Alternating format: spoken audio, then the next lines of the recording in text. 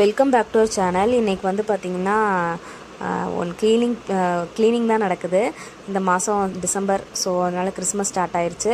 So low ரூஃபில் வந்து எல்லா ஜாமானையும் இறக்கி க்ளீன் பண்ணி புதுசாக போட்டு கட்டிட்டு, புதுசாக சாக்கெல்லாம் போட்டு கட்டிட்டு, பார்த்திங்கன்னா போன வருஷம் வந்து க்ளீன் பண்ணலை. ஏன்னா வந்து டெலிவரி டைமில், அதனால் வந்து பாப்பா அப்போ தான் பிறந்திருந்தா. என்னால் எதுவுமே பண்ண முடியாதுன்னு சொல்லிவிட்டு அப்போ வந்து க்ளீனே பண்ணலை. 1 இயர் க்ளீனே பண்ணலை. பாப்பாவும் ரொம்ப சின்ன பிள்ளையை வச்சுக்கிட்டு என்னால் க்ளீன் பண்ண முடியல. சும்மா மேலாப்பில் ஒட்டுற மட்டும் அடித்து விட்டுட்ருந்தேன். ஸோ இந்த தடவை க்ளீன் ஃபுல்லாக பண்ணிடலான்னு சொல்லிட்டு புது வீடு எப்படி குடி வரோமோ அதே மாதிரி க்ளீன் பண்ணிவிட்டு எல்லாத்தையும் எடுத்து வச்சாச்சு. பெரிய அண்டாவில் இருக்கிறதெல்லாம் வந்து புது ஜாமான், இன்னொரு பெரிய அண்டாவில் இருக்கிறத வந்து யூஸ் பண்ணிவிட்டு வேணான்னு சொல்லி நம்ம போட்டிருப்போம்ல அந்த ஜாமான்.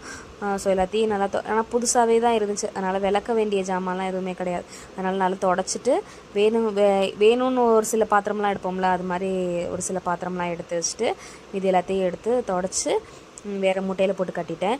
லோ ரூஃபில் இதெல்லாம் போட்டோம்னா இதெல்லாம் அடிக்கடி எடுக்க மாட்டோம். ஸோ அதனால் நல்லா பத்திரமா போட்டு கட்டி வச்சாச்சு.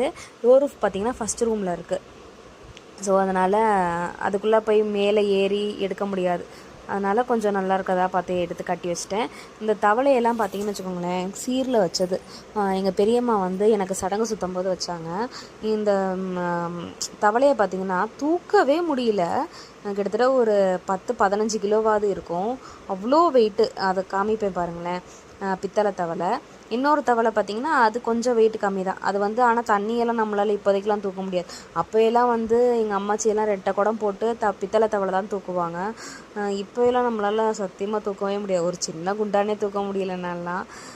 அப்புறம் அதெல்லாம் போட்டு கட்டி வச்சுட்டு எங்கள் அம்மாட்ட ஏன் தான் அந்த பெரியம்மா எப்படி ஒரு குண்டானை வச்சாங்களோ தெரியல. யூஸ் பண்ணுற மாதிரி வச்சுருந்தா கூட யூஸ் பண்ணியிருந்துருக்கலாம். இதை வச்சு தண்ணியும் தூக்க முடியாது, மேலே அது பாட்டு கிடக்குது. ஸோ அதுக்கு வந்து ஒரு கவர் ஒன்று தேடினேன், பத்தலை. ஸோ அப்பா வந்து சிங்கப்பூர்லேருந்து வரும்போது பார்த்திங்கன்னா இது மாதிரி நிறையா கொண்டு வந்தாங்க. இது என்னன்னு பார்த்திங்கன்னா ரெயின் கோட்டு. இதெல்லாம் போட்டோம்னா நாய் துரத்தும். அதனால் வந்து சரி இப்படி கட்டி வச்சிடலான்ட்டு போட்டு கட்டி வச்சிட்டேன்.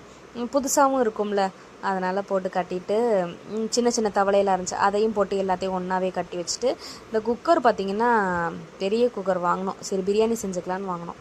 ஆனால் கடைசி வரைக்கும் நாங்கள் பிரியாணி ஒரு 3 டைம் செஞ்சுருப்போம். அதுக்கப்புறமேட்டு தம் போட்டு செய்ய ஆரம்பிச்சிட்டோம். ஸோ அதனால் அதையும் எடுத்து கட்டி மேலே போட்டாச்சு. யூஸ் இல்லை, அதனால் கட்டி மேலே போட்டாச்சு. ஸோ அன்றைக்கி பார்த்திங்கன்னா சண்டே பார்த்திங்கன்னா நான்வெஜ் இல்லாமல் எப்படி நாள் ஓடும். அதனால் வந்து மணியும் 1 மணி ஆயிடுச்சு. இனிமேட்டு எடுத்து சமைக்க முடியாது. அதனால் என்ன பண்ணேன், சாம்பார் வச்சுட்டு கத்திரிக்காய் முருங்கைக்காய்லாம் போட்டு சாம்பார் வச்சுட்டு, மாங்காய் போட்டு சாம்பார் வச்சுட்டு, வாழைக்காய் வாங்கிட்டு வந்துருந்தேன் சந்தையில் சனிக்கிழமை.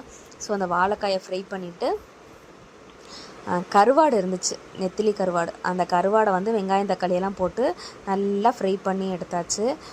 ஸோ சண்டே வந்து இப்படி தான் போச்சு. பாப்பா வந்து சமைச்சிட்டு இருக்கும்போது அம்மா சிக்கனா செய்கிற அப்படின்னா எனக்கு கஷ்டமாக போச்சு. என்னடா இது பாப்பா இப்படி கேட்டாலேன்ட்டு. என்ன பண்ணுறது, டைமும் இல்லையே. அதனால் சரி போ அப்படின்ட்டு இருக்கிறத வச்சு அட்ஜஸ்ட் பண்ணியாச்சு. அப்புறம் வந்து மறுநாள் வந்து சிக்கன் எடுத்துக்கலாம் அப்படின்னு சொல்லிட்டு அப்படி பிளான் பண்ணிட்டோம்.